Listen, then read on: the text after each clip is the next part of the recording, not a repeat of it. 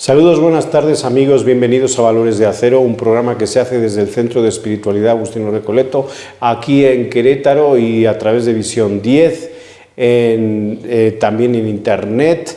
Hoy con nosotros está Fray Honorio Calvo, un fraile agustino recoleto que ha trabajado en diversos lugares de México, también ha estado en Filipinas.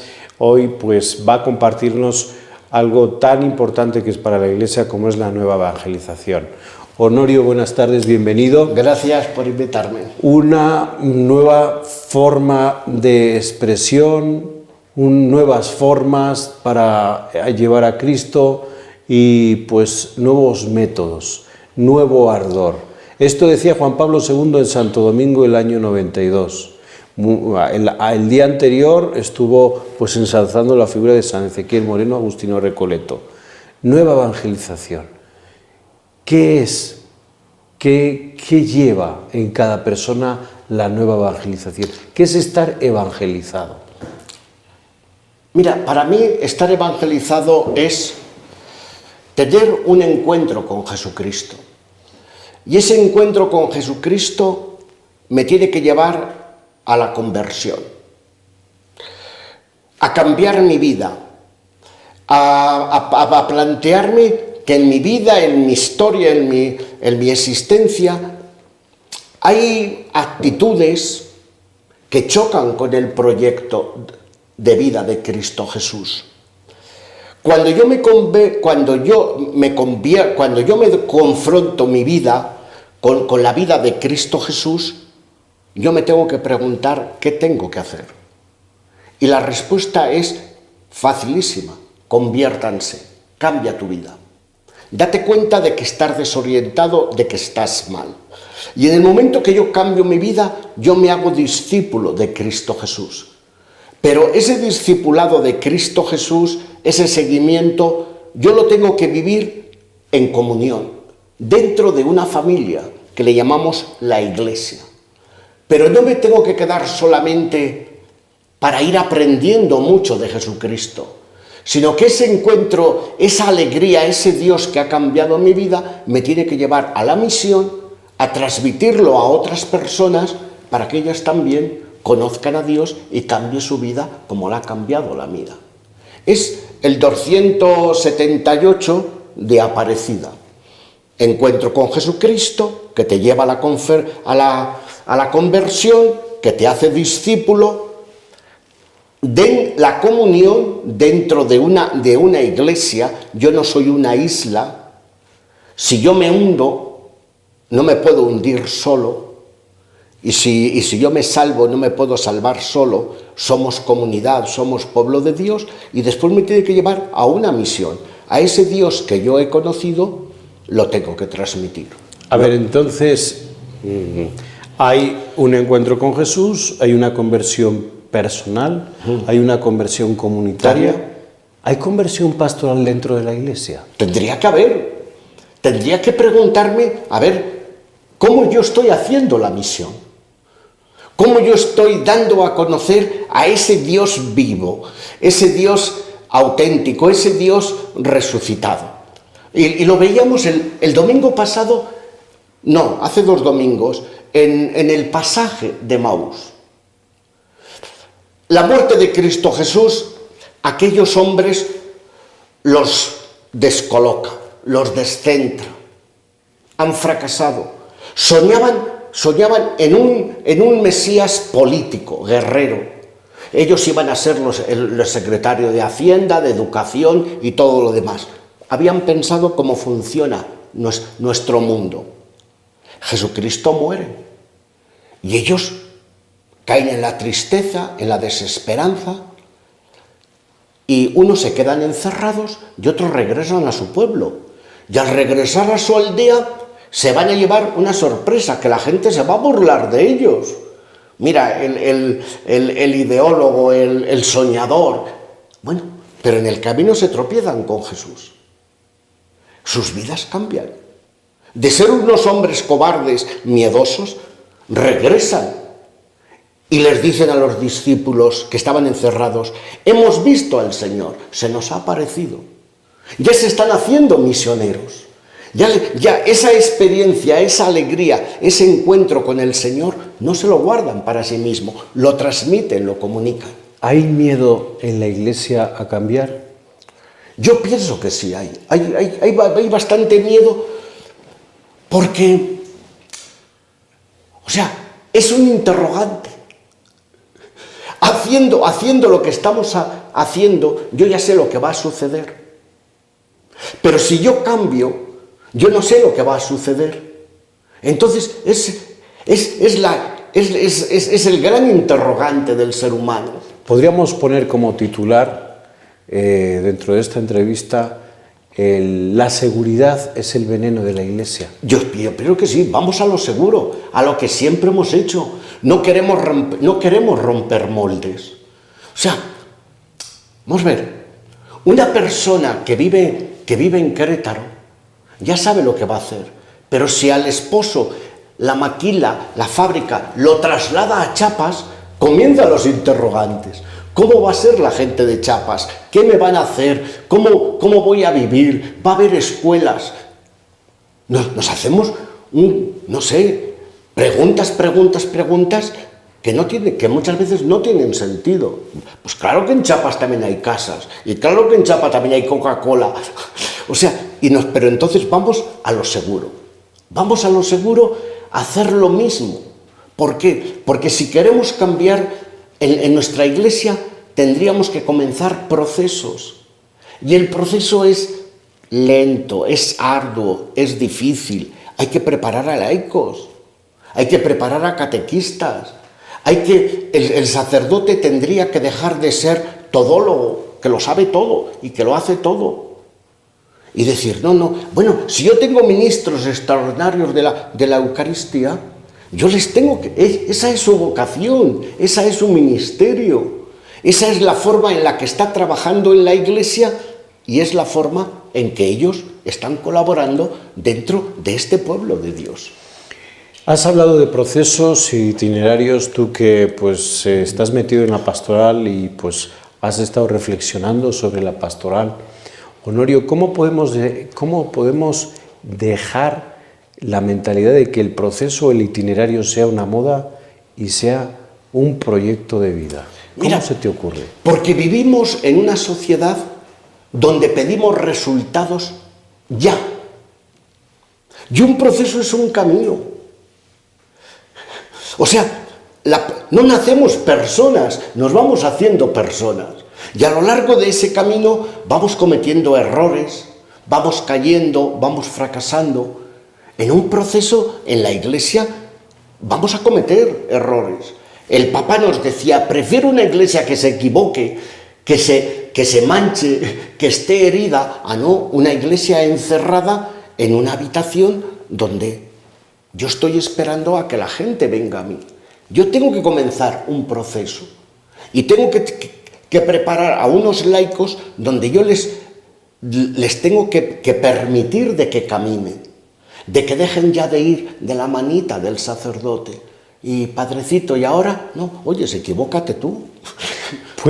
Podemos llegar a la confusión, sobre todo los que pues tenemos un carisma que vivir y que aportar a la Iglesia, de encerrarnos en la espiritualidad, por ejemplo, Agustino Recoleta, y dejar la espiritualidad de Jesús, la cristiana.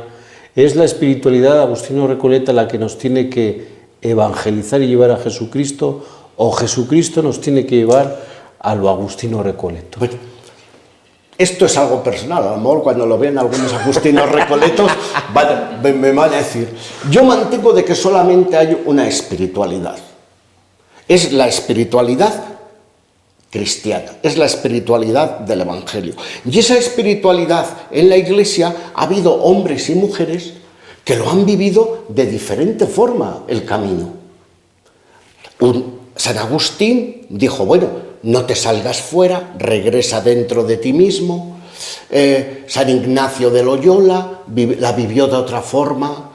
San Juan de la Cruz, Santa Teresa de Ávila, pero son diferentes caminos donde todos, digamos, mejor que caminos, son riachuelos, donde todos lo han bebido del manantial de aguas cristalinas, que es Jesucristo. Él es el que conoce al Padre. Él sabe cómo es Dios, Él sabe qué piensa Dios, Él sabe cómo actúa Dios. Y Él nos lo ha marcado en el Evangelio.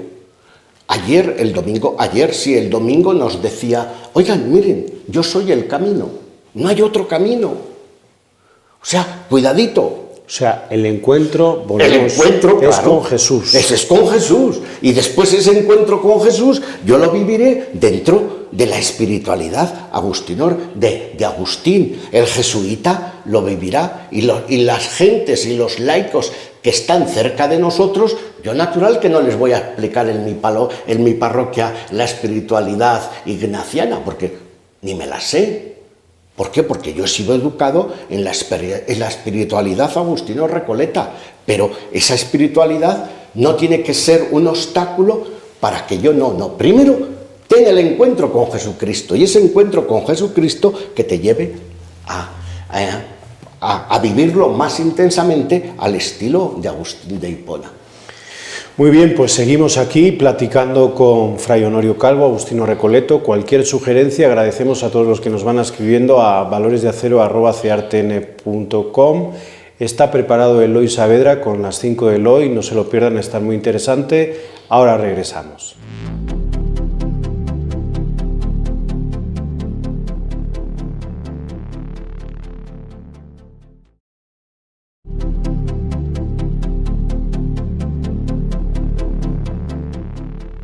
Seguimos aquí en Valores de Acero. Cualquier sugerencia, comentario, valoresdeacero@ceartn.com. Gracias a los que han escrito y se están poniendo en contacto con nosotros. Le invitamos a que comente pues, este programa u otros a través de aquí de Visión 10 y a través de ceartn.com, a través de YouTube pueden ver de nuevo este programa con Fray Honorio Calvo hablando de la evangelización. Nos remontamos ahora al documento de Aparecida, uno de los documentos más importantes de la Iglesia latinoamericana, documento, por cierto, regalado a jefes de Estado. Honorio, ese documento nos habla de la conversión personal, de la conversión pastoral, la conversión comunitaria, comunitaria, ¿no? Una comunidad convertida tiene un encuentro no solamente con Jesús, sino sale a los pobres. ¿Son los pobres los que realmente nos salvan en la Iglesia del siglo XXI? Yo pienso que deberían ser.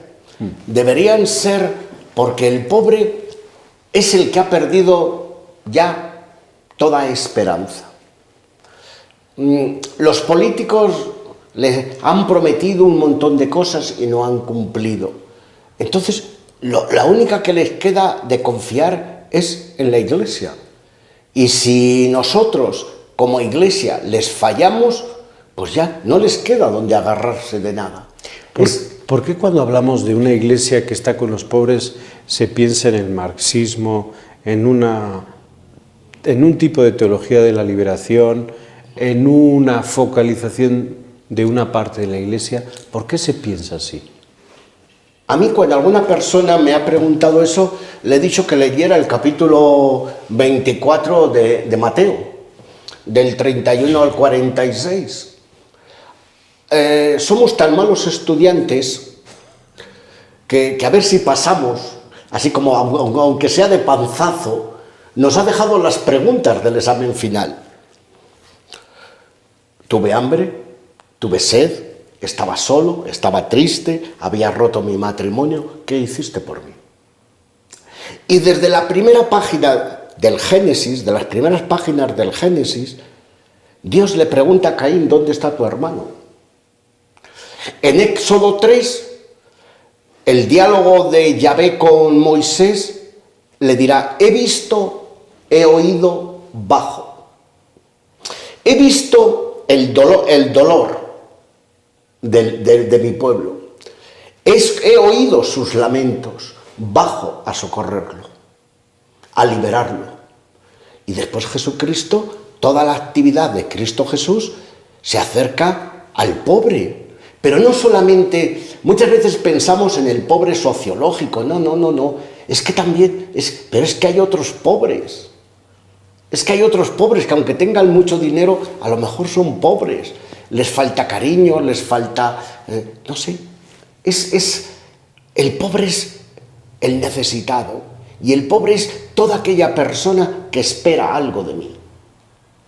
Yo cuando voy por la calle, o sea, yo me tendría que hacer esta pregunta, bueno, esa persona que viene enfrente, ¿qué espera de mí?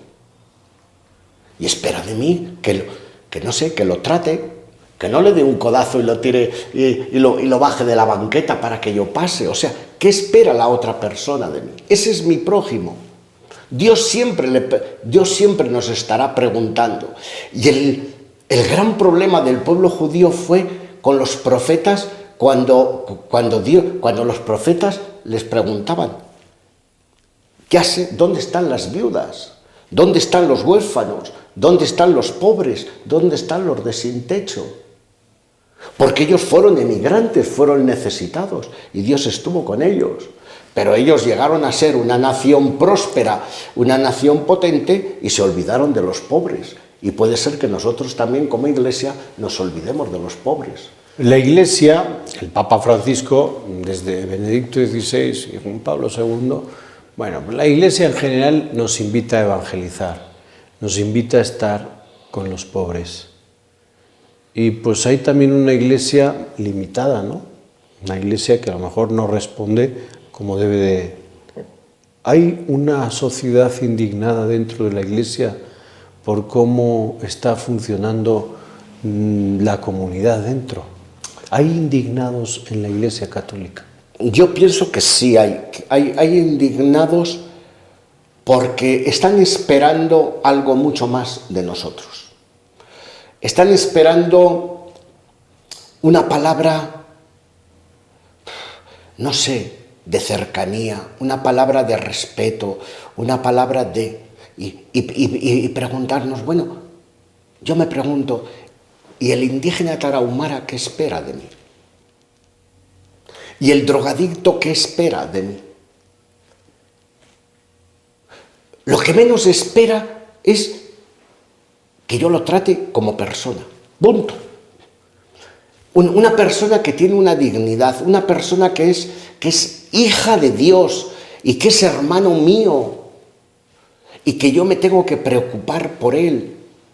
Entonces están indignados porque no los tratamos como ellos esperan o esperaban de nosotros. Nosotros que hablamos tanto del amor, que hablamos tanto de Jesucristo, pero después esas palabras no van a la real, no van a la vida. Y la fe se tiene que hacer cultura. Y hacer cultura es decir, bueno, esa persona, ¿cómo se relaciona con el mundo? ¿Cómo se relaciona con Dios? ¿Cómo se relaciona consigo mismo? ¿Cómo se relaciona con los demás? Y yo tengo que respetar su cultura. Y muchas veces vamos a destruir su cultura. Y en el momento que yo destruya su cultura, estoy destruyendo a la persona. Porque él ya no va a relacionarse con los demás. La forma que ellos tienen de relacionarse. ¿Por qué en algunas iglesias se da esta división de un mantenimiento pastoral y una misión pastoral? Eso habría que preguntarle a los párrocos, ¿no? O sea, yo pienso... Pero bueno, a ti como cura, como vicario parroquial, te viene gente, a mí me viene gente aquí como pues sí, director sí, de un colegio, ¿no? ¿Y por qué en mi parroquia...? Sí, y hay este enfrentamiento entre ¿y por qué la misa me gusta en este lugar y no en este? Cuando la misa es una liturgia que da comunión en toda la iglesia, ¿no? ¿Y por qué este padre aquí me gusta y este allá no? Y aquí estamos haciendo una misión y aquí pues preferimos tener misas y confesiones. ¿Por qué ahí está, vamos a decirle entre comillas, división o mejor dicho, toma de posición entre el mantenimiento y la misión? Mira, vamos a ver. Para mí está la respuesta en una frase que tiene el padre Francisco Merlos, que él es profesor en La Ponti. Y dice que hoy en nuestras iglesias hablamos a auditorios que no existen. Y respondemos a preguntas que nadie se hace. O sea, estamos hablando que si los angelitos son masculinos o femeninos. Esa pregunta no se la hace nadie. El joven se hace, ¿qué voy a hacer de mi vida? Y yo le tengo que responder a esa pregunta. Y auditorios que no existen. Entonces, la gente está buscando respuestas a su vida. Un matrimonio tiene un conflicto y espera ir a la iglesia para que la palabra de Dios le diga algo. Pero si el padrecito le habla de, no sé, del infierno, pues si yo no me hago, si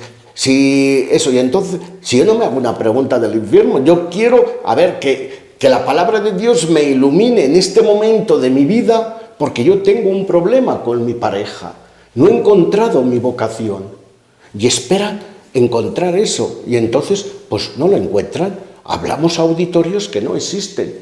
¿Por qué? Porque no conocemos la realidad, porque no conocemos los grandes interrogantes que hoy tiene la humanidad.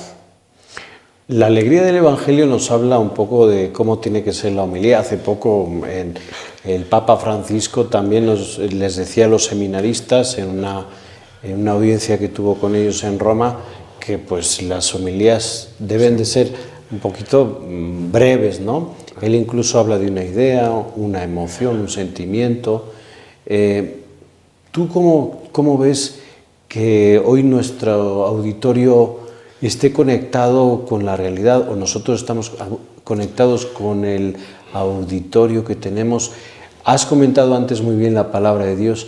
Hemos dejado al lado el ministerio de la palabra para ponernos nosotros y poner nuestra palabra. Yo pienso que nos falta conocer un poquito la realidad. O sea, decir, no sé, durante la semana, mirar un poquito cuál es la situación, qué es lo que ha sucedido en la vida ordinaria. No sé, que la gente tenga un cambio en sus vidas, aunque sea pequeñito. También creo que les contaba a los seminaristas, ¿no? Cuando los niños vienen a ofrecer, yo siempre en las misas, siempre les pregunto, bueno, ¿y hoy qué tal las peleas en casa? ¿No? Y otros se ríen, y el otro día me dice uno, padrecito, solamente me he peleado 2 veces. Quiere decir que antes se peleaba por lo menos 3. Ya ha habido un cambio, ya ha habido un impacto en su vida, ya le ha llegado. A lo mejor de lo que le he dicho en la homilía no ha entendido nada, pero yo le he preguntado una realidad. Bueno, yo no me la sé, me la imagino porque yo también fui niño, ¿no? Y me peleaba en casa, ¿no? Entonces, tocas la vida, has tocado la vida de las personas. Y entonces, pues le estás ayudando. Del Evangelio, de lo que él le ha hablado, no ha entendido nada. No ha entendido nada porque no tiene capacidad. Pero yo ya le he dicho al acercarse, oye, ¿cómo van las peleas? Y el otro me dice, digo, bueno, pues a ver si la semana que viene bajamos el número ya de peleas. Bueno, ya ha habido algo. Esa es la vida. La fe es para llevarla a la vida cotidiana, para llevarla a la escuela, a mi familia, a la calle, al fútbol, a la escuela. Esa es. No hay otra forma. Pues muchas gracias, Honorio, por estar con nosotros, por compartir este tiempo aquí en Valores de Acero. Nos vamos, ya saben que cualquier comentario o sugerencia en valoresdeacero@ceartn.com. Pueden ver este programa a través del canal de YouTube y nos vamos y les dejamos con el cuarto invitado, hoy con un invitado muy especial. Nos seguimos viendo el próximo lunes aquí en Visión 10. Buenas tardes.